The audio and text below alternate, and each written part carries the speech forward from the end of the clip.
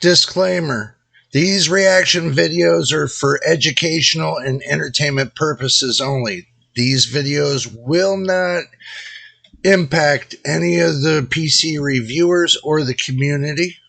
This is just a reaction video that we're putting out, and we're digging deep into the past of these reviewers, how they became so successful, and we're going to bring it out right here on JJ's PC Builds.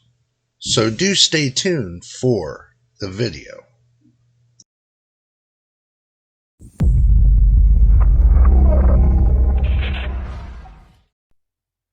Well, hello, good morning, good afternoon, good evening, everybody. Welcome back once again. You know it is JJ with you. Today, what we're going to be doing is we're going to be reviewing a reviewer. So we're going to dive deep into the past, and then we're going to move our way forward. Like I said, the last one that I did was on Jay's 2 cents, and now we're going to do this on Hardware Unboxed. So stick around, and like I told you, this is not a bashing video. This is basically highlighting the reviewers, the most successful reviewers, and to showcase them right here on JJ's PC Builds. So stick around to the end and don't go anywhere. All right, we made it to the action screen. Now we're going to go back 8 years ago. 8 years ago on Hardware Unboxed, where they first got their first video. Maybe there's one sooner, you never know, but we're going back to the first video we can find right here on YouTube. Unboxed. I'm your host Matt, and today we've got a product that I'm very excited about. We've got on hand Kingston's fastest ever SSD, the HyperX Predator. Now, unlike most SSDs on the market, the HyperX Predator doesn't use the serial ATA interface. Instead, it uses PCI Express, which provides with a lot more bandwidth. As a result, performance is measured in megabytes for this one. The HyperX Predator provides an awesome 1.4 gigabytes per second read, coupled with 1 gigabyte per second write. These stats are all advertised on the box, along with a few other technical specifications. Luckily enough, in my hands right now, I've got the 480 gigabyte model. As it stands, this is the largest available in the market right now. Now, you know at Hardware Unboxed, we never leave you high and dry without a performance test and seeing the card in the system. So we've moved the old dusty Titan X out of the way so you can see how it slots in. So just straight into the PCIe slot there. All you're left to do is screw it in. Now let's go and give it a test run. Now, let's do some quick benchmarking with AS SSD benchmark. By default, we've got C drive selected, but we want the secondary D drive as this is the Predator. Now let's hit start.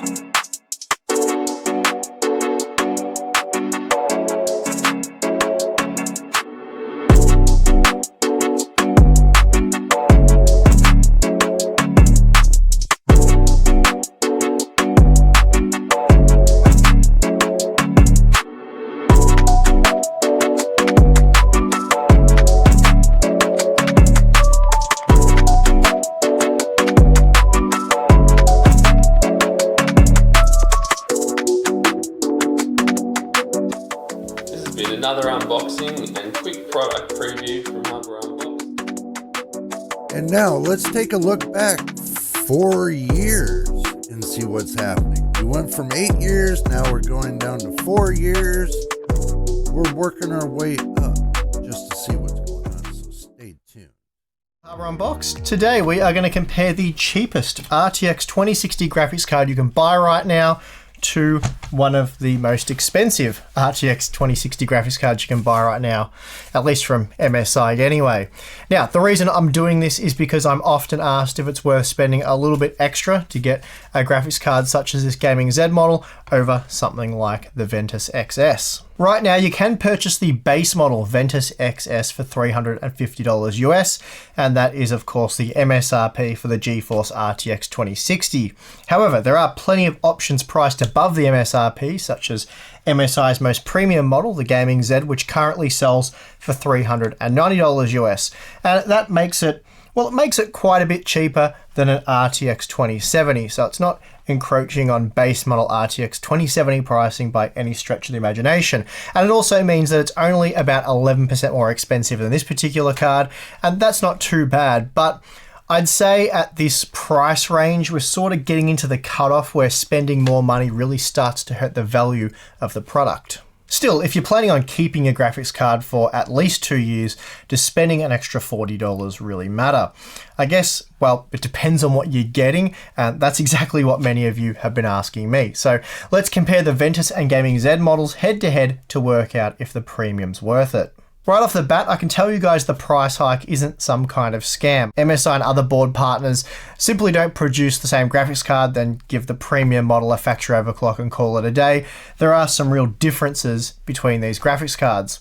Of course, certain models do have OC versions that cost an extra $10, but yeah, that's not what we're talking about here. Comparing the Ventus XS to the Gaming Z, I can tell you they are two very differently designed graphics cards. And what the outcome of that is, we'll know in a moment, but let's first quickly compare the physical design of each model. As you can plainly see, the Gaming Z is a physically larger graphics card, but it's more than just a larger PCB and fan shroud. It's got RGB lighting after all. It's true there are some fancy lighting effects, but we don't really care about those for this comparison. Getting back on track, it's 38% heavier thanks to a much larger cooler featuring a copper base plate and many copper heat pipes. The aluminium cooler is also of higher quality, featuring significantly more fins. I'd estimate there's roughly twice as much surface area to dissipate heat with on the Gaming Z heatsink. The Ventus X heatsink, on the other hand, it's a much more basic affair. You just get a single copper heat pipe that comes in direct contact with the GPU die, so there's no copper base plate here. As I said, it's a much more simplistic design. However, both do feature a pair of 85mm fans, but whereas the Ventus fans have 11 blades each, the Gaming Z fan packs 14, and this allows it to move a little more air, but more crucially maintain higher static pressure at the same RPM, so that'll help push more air through that heatsink. Then moving around to the PCB, we see that both models feature the same I/O configuration, so nothing out of the ordinary there, and they both have the same 8-pin power input. However, the larger, more expensive Gaming Z model packs a 5+ 2-phase VRM, whereas the Ventus gets a 4+ 2-phase VRM. This should help the Gaming Z run a little cooler, and hopefully it will improve overclocking, though to be fair, all RTX 2060 graphics cards are quite limited in this respect. Now, out of the box, the Gaming Z maintains a typical operating frequency of 1950 MHz, and at this frequency operates at 73 degrees in a 21-degree room with a fan speed of 1700 RPM. This means it is virtually silent. You certainly can't hear it in a really quiet system. The Ventus, on the other hand, that operated at around 1845 to 1860 MHz, and in the same test peaked at just 70 degrees, though the fans were operating slightly faster at 1900 RPM, though again in a quiet system you really won't be able to hear this graphics card. This means out of the box the Gaming Z's GPU clock speed was operating somewhere between 4 to 6% faster, and I guess the question now is, how much of a difference does this make in the real world? To find out, we have a few quick gaming benchmarks that have been conducted on our standard Core i9 9900K GPU test rig. First up, we have F1 2018, and here the biggest margin you'll find is just 3%.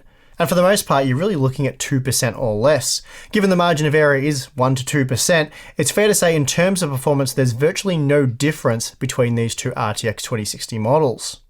And it's not just F1 2018 where we see virtually no difference either. We see the same thing when testing with Far Cry New Dawn. In fact, here we don't even see a 3% difference. And when moving to Strange Brigade, we see the same story once again. Despite pushing over 130 FPS on average at 1080p, we're only seeing a 2 FPS difference at most. And then lastly, we have World War Z, and once again, it's more of the same. Out of the box, the Ventus XS and Gaming Z versions of MSI's RTX 2060 deliver near enough to the same performance. Now let's talk overclocking. Looking at the Ventus first, our particular retail card couldn't maintain a 2 GHz operating frequency, at least without crashing, and this did limit us to 1980 MHz. Still, that's at least a 6% overclock. At this frequency, the GPU hit just 70 degrees, but the fans did spin up to 2100 RPM, and here I could just hear them over the case fans. The Gaming Z, on the other hand, maintained 2040 MHz quite easily, and with the fans set to auto, they spun at just 1950 RPM. And here, they actually lowered the GPU temperature from the 70 degrees we saw out of the box to just 67 degrees, so quite an impressive result there.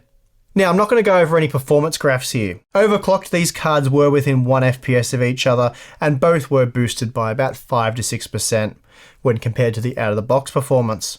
And I'll just lastly say I'd really only use this overclocking information as a rough guide, as you really are playing the silicon lottery here. So it's quite possible you could get a Ventus model that could match or even beat a Gaming Z model when it comes to overclocking.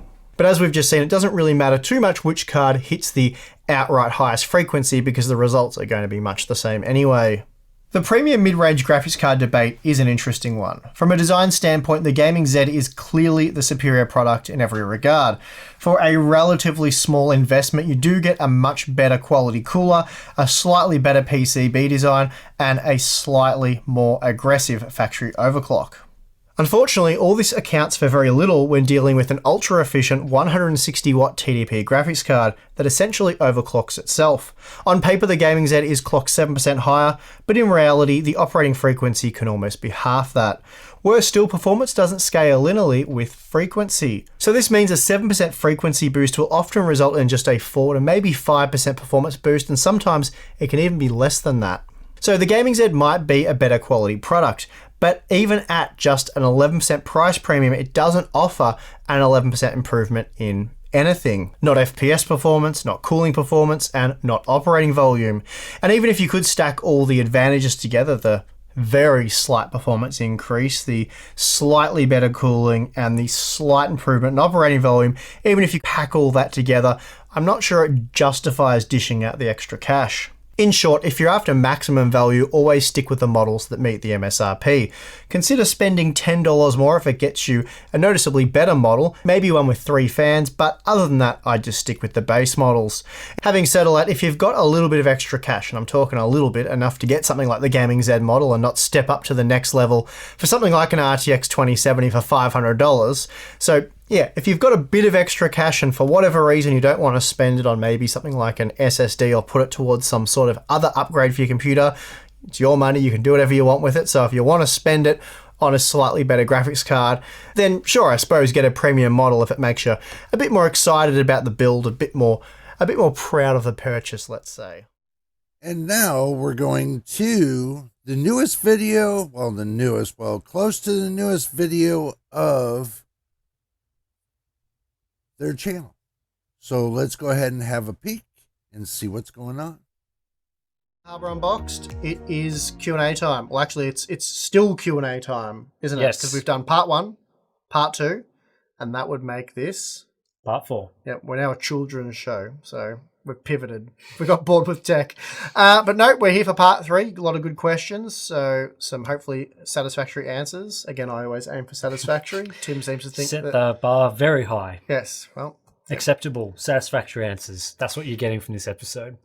Hopefully. I don't want to guarantee it because, you know, that could be clickbait, even though you've already clicked. Hopefully we did some good clickbait. Hopefully you enjoyed that. So, all right, Tim, do you think that you yourself and or other reviewers are afraid of being too negative in the current PC landscape of almost everything being mediocre by saying certain products are terrible? I get the impression that a lot of reviewers nowadays tend very heavily towards meh and not really putting down a strong opinion, even though there are some products that are clearly far worse than others. Really, I didn't think... I thought if a product was bad, it still got pretty hammered for being bad. Yeah. I don't think the current sort of landscape, the goings on in the industry would make us shy away from that. I think it's just more that it's like almost expected at this point. It's like, oh, well, here's another unexciting product that's either too expensive or doesn't really offer anything new in terms of performance or goes backwards in one way or another. I don't think we're shying away from that. No, I don't think so. And I think as well, there tends to be a bit of sometimes a disconnect between reviewing opinions and like the opinions of certain buyers. Because for example, if you're thinking about buying a product and you see a review and it's really bad value for your use case, like for example, you're after gaming performance, and you see that and you're like, okay, it's not great value, so therefore it's a terrible product. So you write a comment, you're like, hey, I've watched the review, this is a terrible product. But as a reviewer, we're sort of considering both that viewpoint, but also the viewpoint of people who have different use cases and things like that. Now, I'm not saying this applies to certainly some of the products that we've seen, but I think things like a 4060 to 8GB is generally a universally terrible product. But I think that's why you sometimes see review conclusions being a bit soft compared to what you'd see from a commenter, is because of that sort of commenter. They've got their focus on what they want. It's not hitting on value. You leave that negative comment. But as reviewers, we're trying to cater for all sorts of different people. So, but I mean, I think the sentiments as well with, some releases being quite boring and uninteresting can go into the reviews as well. 4080 Super comes to mind there with sort of, it's not an amazing product. It's not, I wouldn't say it's an awful product, but there's not a lot of enthusiasm about that. So that sort of gets to that meh thing that I think you were talking about. Yeah, that's right. You can't really trash a product that's now been discounted and made ever so slightly faster. It's just, the excitement factor. It's the meh thing again. Well, there you have it. That's the reason why they've been so successful, is because honesty is always the best policy when it comes to reviewing products for your PC and stuff like that. So I do give them 2 thumbs up for the job they did on their videos. And make sure you all go over there and like and subscribe on them as well, because of all their videos. I left a link in the description down below, so that way you can check out the full videos, But anyway, I hope y'all enjoyed this flashback to the past. And if this is your first time here, make sure you subscribe. And if you've already subscribed, welcome to the family. Welcome to JJ's PC Builds. And my veteran subscribers, as always, much love to you for all that you do, help them support the channel. But until the next time and the next video, this is JJ on JJ's PC Builds. We will see you on the next one.